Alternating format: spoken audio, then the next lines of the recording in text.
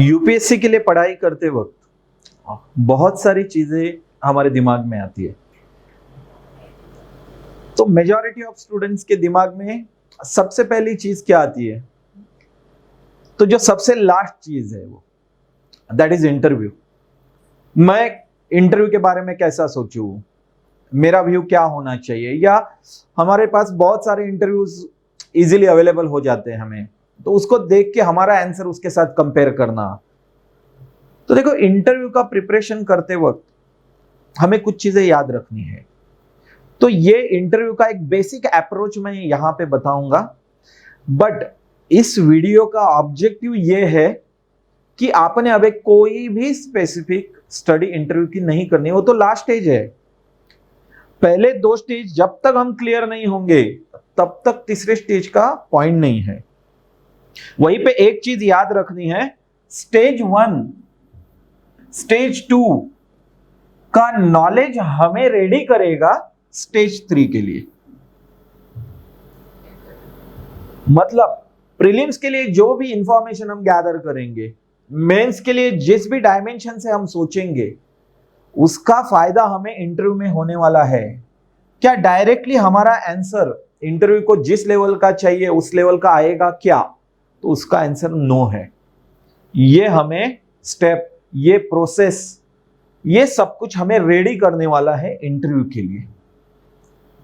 तो दिमाग से निकाल डालना है कि अभी हमने कोई रैंडम इंटरव्यू देखा और वहां पे क्या किया कि उसके आंसर के साथ, जो अभी सिलेक्टेड कैंडिडेट है या अदर है, उसके आंसर के साथ हम सोच रहे हैं मेरा भी आंसर ऐसा आना चाहिए। ये एक दिन की प्रोसेस नहीं है। उनका वैसा आंसर आने के लिए ये पूरा स्ट्रक्चर उन्होंने उस वे से तैयार किया है, उतना नॉलेज उन्होंने लिया है, उतना रीडिंग हुआ है, उतनी थॉट प्रोसेस से वो वहां तक पहुंचे हैं। टू सम अप, जो भी हम यहां पे प्रिपेयर करेंगे उसका बेनिफिट यहां पे होगा।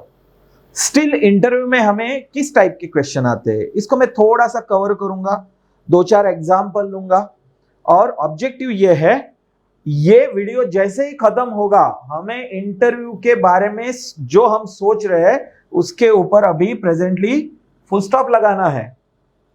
जब हम मेंस अच्छे से लिखेंगे तो इमीडिएटली हमें इंटरव्यू की तैयारी शुरू करनी है।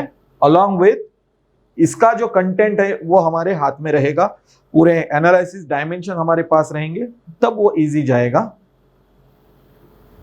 उस वे से इंटरव्यू का सही प्रिपरेशन हमारा होगा। सो इंटरव्यू के बारे में सोचते वक्त सपोज हम पढ़ाई कर रहे हैं मेंस के बाद, तो हमें 3 डायमेंशन से उसकी पढ़ाई करनी पड़ेगी। मैं सिर्फ इसको अभी कवर करके थोड़ा सा उसको वहीं पे छोड़ दूंगा। जैसे कि मैंने बोला है, अभी हमें इंटरव्यू पे फोकस नहीं करना है। सबसे पहला उनके जो क्वेश्चंस आते हैं, लगभग 30 to 35 मिनट्स का इंटरव्यू रहता है, कभी कभी चला तो 45 मिनट्स तक जाता है। उससे ज्यादा यूपीएससी का इंटरव्यू नहीं होता है। सभी के इंटरव्यू दिल्ली में होते हैं, धौलपुर हाउस में, जहां पे यूपीएससी है। ओके, फाइनल जो मेंस के आगे मेरिट लिस्ट में आए हैं वो वहां पे जाएंगे और उनमें से सिलेक्शन होगा उस साल जितने पोस्ट रहेंगे उनका। मेंस होते ही हमें अगर इंटरव्यू का प्रिपरेशन करना है तो सबसे पहले हमें 3 चीजों पे फोकस करना है। सबसे पहला है डीएफ। डीएफ क्या है? जब हम यूपीएससी का फॉर्म भरते हैं तब एक डिटेल्ड एप्लीकेशन फॉर्म हम फिलअप करते हैं। उसमें आपकी हॉबी रहती है, उसमें आपका एजुकेशनल बैकग्राउंड रहता है, किसी ने जॉब किया है उसका एक्सपीरियंस है तो वो रहता है, पेरेंट्स का बैकग्राउंड रहता है। ओके, अभी तक के आपके अचीवमेंट वहां पे लिखने हैं, अगर है तो आपके हॉबीज के बारे में लिखना है। तो ओवरऑल उनके सामने ये फॉर्म रहेंगे। ओके, इसकी एक समरी शीट बनती है और जो इंटरव्यूअर है उनके सामने वो समरी शीट आ जाती है। तो बेसिक समरी शीट से सब कुछ उनको पता होता है आपके बारे में, जो भी इंफॉर्मेशन उनको नेसेसरी है वो। तो उसके ऊपर वो क्वेश्चन पूछ सकते हैं। फॉर एग्जाम्पल, आपका प्रेफरेंस है कि मुझे आईएफएस बनना है, ख्वाहिश है किसी की, तो आईएफएस को उसने फर्स्ट प्रेफरेंस दिया, इंडियन फॉरेन सर्विस को। तो उसके रिगार्डिंग क्वेश्चन आ सकता है। मैं इसको धीरे धीरे कुछ एग्जाम्पल के साथ आगे लेके जाऊंगा। तो आईएफएस के बारे में ये हो सकता है, क्वेश्चन हो सकता है। फॉर एग्जाम्पल, एक कैंडिडेट ने अपना फर्स्ट प्रेफरेंस क्या दिया था, आईएफएस दिया था, तो उसको क्वेश्चन क्या पूछा, so mister dash dash, IFS is your first preference, you want to join Indian foreign services, yes sir I want to join Indian foreign services. तो फिर बताइए, presently at international level who is the biggest enemy at international level for India, India के लिए कौन है सबसे बड़ा enemy at this moment. तो हमारे दिमाग में देखो इमीडिएट हम सोचने लगते हैं, आप भी सोचने लगे हैं, ओके चाइना है, अदर पाकिस्तान है, या कोई भी जो भी है। उस कैंडिडेट का आंसर देखो और उस आंसर की वजह से उसको स्ट्रांग मार्क मिलके आज वो सर्विसेज में है। आंसर ये है, respected sir, in international relations there are no friends, no permanent friends और no permanent enemies are there. What is permanent? National interest, national interest is permanent and according to that national interest friend and foes changes। तो हर topic के लिए क्या हो सकता है, हमारा अलग अलग ये हो सकता है। जैसे कि चाइना के साथ हमारा क्या है, बॉर्डर इशू है, बट इकोनॉमी के लिए WTO में हम चाइना के साथ अगेंस्ट द डेवलपिंग कंट्रीज, हम एक डेवलप्ड कंट्रीज हम एक लॉबी बना रहे हैं, या एनवायरमेंट के लिए डेवलप्ड कंट्रीज डेवलपिंग कंट्रीज पे जो प्रेशर का बिल्डअप कर रहे हैं उसमें इंडिया और चाइना साथ साथ में है।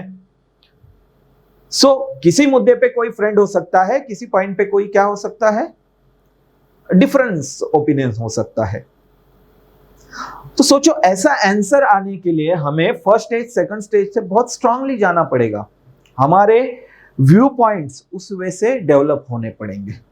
सो डीएफ में ऐसे बहुत सारे क्वेश्चंस आते हैं, आपका प्रेफरेंस के अनुसार पूछेंगे।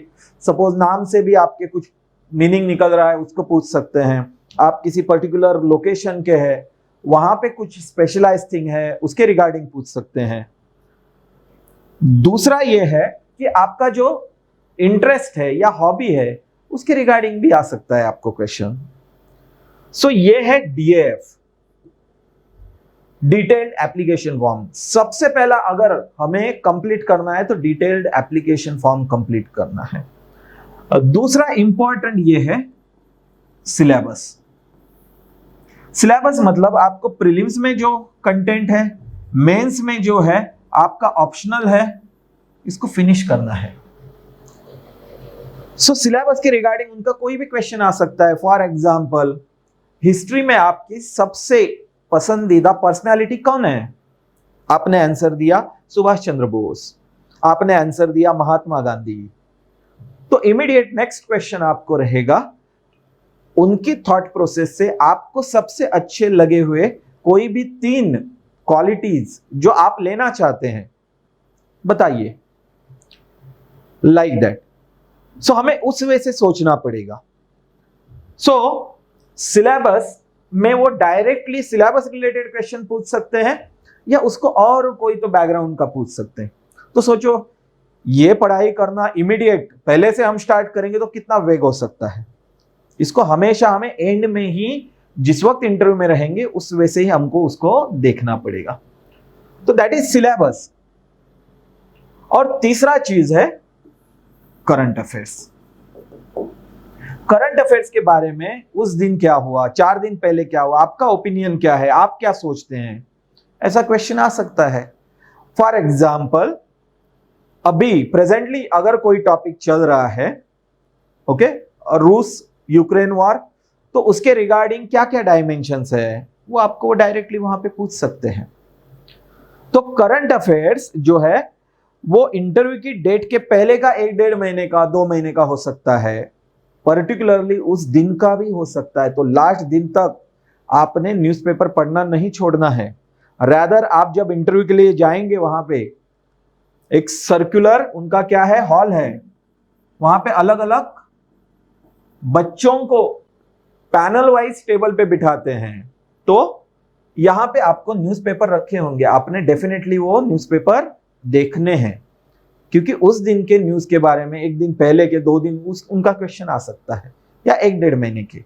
या पूरे साल में कोई मेजर इवेंट है, आप उस पर्टिकुलर स्टेट के हैं, आपसे रिलेटेड है, तो वहां पे क्वेश्चन आ सकता है।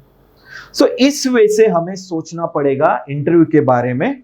बट कब? आपका जब मेंस में अच्छा आप स्ट्रांग है, आपका रिजल्ट आया है, तो और ज्यादा डेप्थ में हमें इसको सोचना पड़ेगा। अभी आपके ग्रेजुएशन के रिलेटेड बेसिक इंटरव्यू रहते हैं, तब बहुत सारे क्वेश्चंस डेप्थ में जाते हैं। डेफिनेटली आपका जो क्वालिफिकेशन है उसके रिगार्डिंग कुछ क्वेश्चन वो पूछ सकते हैं, बट वो डीएफ कैटेगरी में आ सकता है। फॉर एग्जाम्पल आप इंजीनियरिंग बैकग्राउंड से है, पैनल में भी कोई इंजीनियरिंग बैकग्राउंड से है, तो वो 2-4 क्वेश्चन पूछ सकते हैं आपको। बट सपोज उन्होंने 20 क्वेश्चन पूछे और ऐसे क्वेश्चन का 2-4 क्वेश्चन का हमें आंसर नहीं आया, तो डरना नहीं है। 2 टाइप के क्वेश्चन इंटरव्यू में रहते हैं, एक उसको हम नॉर्मल क्वेश्चन बोलेंगे और दूसरा डिसिसिव क्वेश्चन। नॉर्मल क्वेश्चन मतलब उनमें से कुछ क्वेश्चन का आंसर हमें नहीं आया तो भी कोई ये नहीं है। डिसिसिव क्वेश्चन मतलब जो आपकी थॉट प्रोसेस बताएंगे उनको आपकी एनालिटिकल एबिलिटी बताएंगे, उसको हम डिसिसिव क्वेश्चन बोलेंगे। वहां पे आपका स्टैंड एकदम प्रॉपर होना चाहिए, वहां पे आपका आंसर एकदम स्ट्रांग होना चाहिए।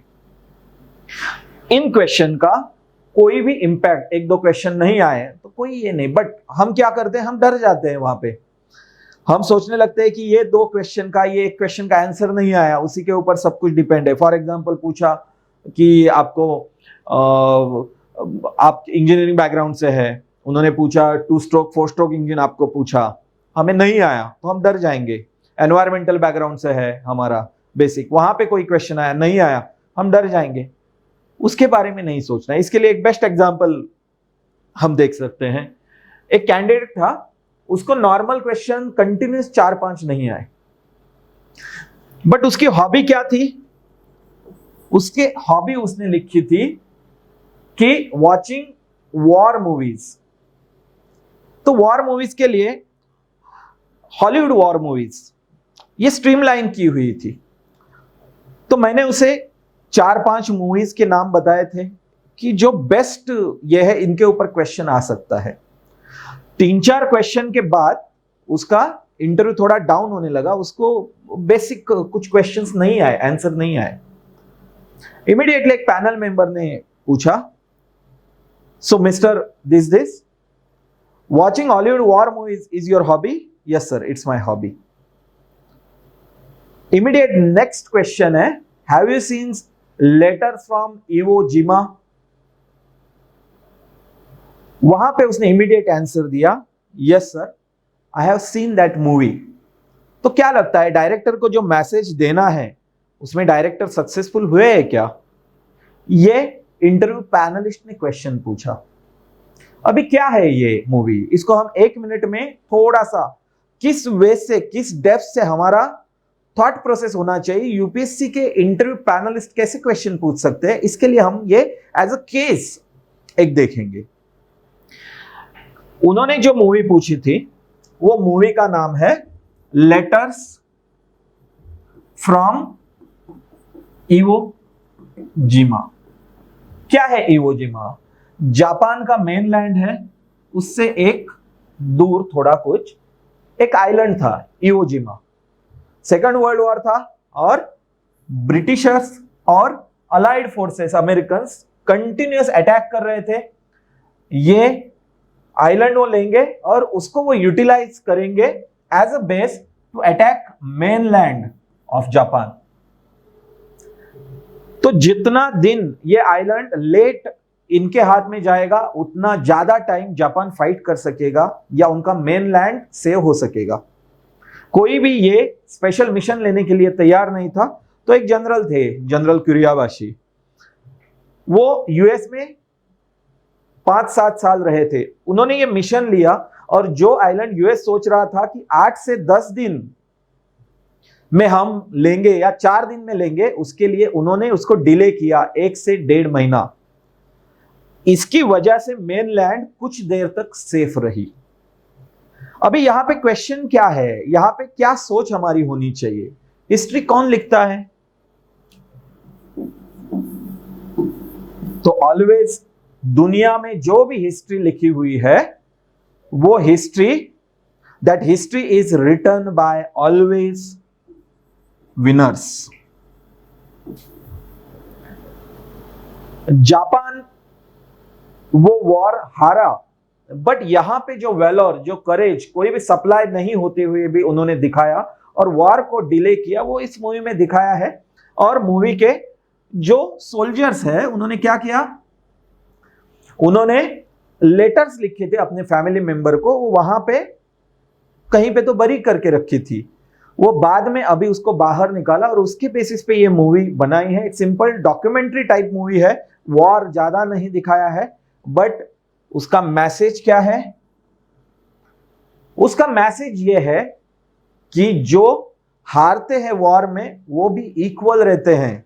कहीं पे तो थोड़ा सा पॉइंट रहता है जिसकी वजह से वो पीछे रहे हैं, तो जो वॉर लूज हुए हैं या जो पीछे हुए हैं उनमें भी सेम करेज है, सेम वेलोर है। डायरेक्टर ये मैसेज देना चाहता था और उस कैंडिडेट ने वो मैसेज परफेक्टली जो इंटरव्यू पैनलिस्ट थे उनको बताया। सो ये क्या है, ये हॉबी रिलेटेड उनकी क्वेश्चन है, बट ये उसकी एनालिटिकल एबिलिटी यहां पे चेक कर रहा है कि हमें एक ही डायमेंशन से कभी भी नहीं देखना है, हमें अलग अलग डायमेंशन से देखना है। और एक यूपीएससी का कैंडिडेट उस वे से सोच रहा है क्या, यही सिर्फ उनको चेक करना है। सो यूपीएससी पैनल को जो एक्सपेक्टेड था उस कैंडिडेट से कि उसकी थॉट प्रोसेस क्या है, वो किस वे से सोच रहा है, एक सिंपल हॉबी से भी वो कुछ गेन कर रहा है क्या, वो जो एक्सपेक्टेशन था वो फुलफिल हो गया, बहुत अच्छे मार्क मिले। Presently that candidate is also in services. So इस वे से हमें सोचना है।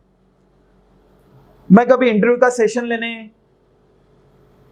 ये इसके लिए इंटरव्यू का सेशन लेने के लिए मैंने कुछ ये अरेंज किया, तो बहुत बार ऐसा बताते हो, एक कैंडिडेट ने अचानक पूछा, सर आप जिस वे से बोल रहे हैं वैसा आंसर नहीं आ रहा है।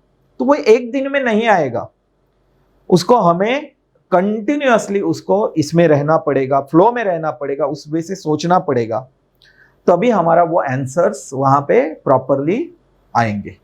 सो सबसे पहला क्या मिस हम करते हैं कि शुरुआत से ही रिवर्स प्रोसेस से आते हैं। जो थर्ड स्टेज है इंटरव्यू, वहां से हम सोचना स्टार्ट कर देते हैं, वो हमें स्टॉप करना है। प्रीलिम्स के ऊपर जाना है, पहले प्रीलिम्स का जो कंटेंट है उसको प्रॉपरली करना है, प्रीलिम्स क्रैक करना है, मेंस में आना है, मेंस का कंटेंट प्रॉपरली ये करना है, उसके डायमेंशंस हमें देखने हैं, ये हमें एनालिटिकल थॉट प्रोसेस देगा, वो लेके बाद में हमें इंटरव्यू के बारे में सोचना है, न कि पहले से ही इस वे से नहीं जाना है, हमें इस वे से आना है। सो प्रेजेंट वीडियो का ऑब्जेक्टिव क्या है कि इंटरव्यू के बारे में हम जो बहुत ज्यादा पहले से सोच रहे हैं वो अभी नहीं सोचना है, अभी सिर्फ नॉलेज गैदरिंग की तरफ, हमारे थॉट प्रोसेस डेवलपमेंट की तरफ, डायमेंशंस एंड एनालिसिस की तरफ हमें सोचना है। That's all, thank you.